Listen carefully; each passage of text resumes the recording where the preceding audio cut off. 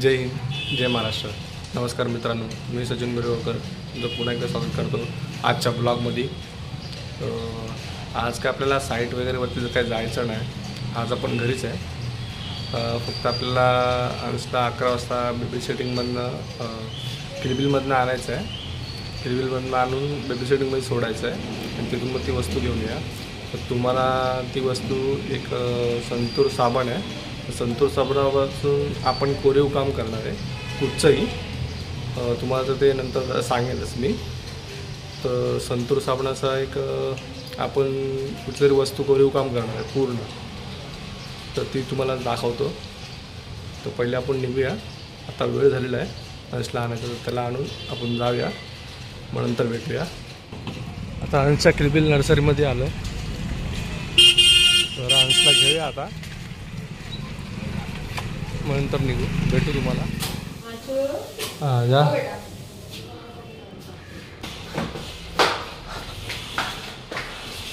अंशला समोर आपण निघालो आहे. बडावाला साबुन, तो साबुन बडावाला संतूर बडावाला कितना दो? कोई बनने दो, सुनने दो। सिंगल ही दो. एक कितने वाला है सबसे बड़ा?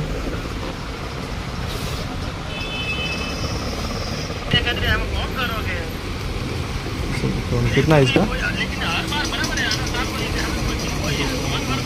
कितने वाला है? कितने वाला है? 35। तो आता मी आलेलो आहे, साबण घेऊन आलो आहे आपण, आणि सेटअप पण तयार झालेला आहे सगळं. आता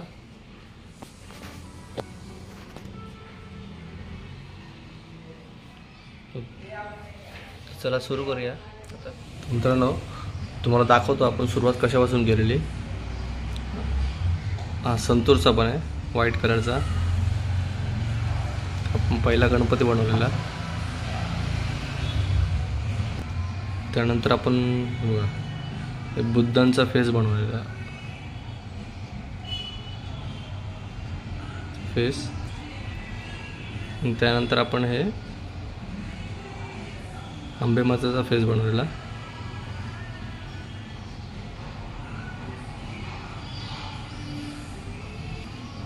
ते आपलं असं कोरीव काम असतं.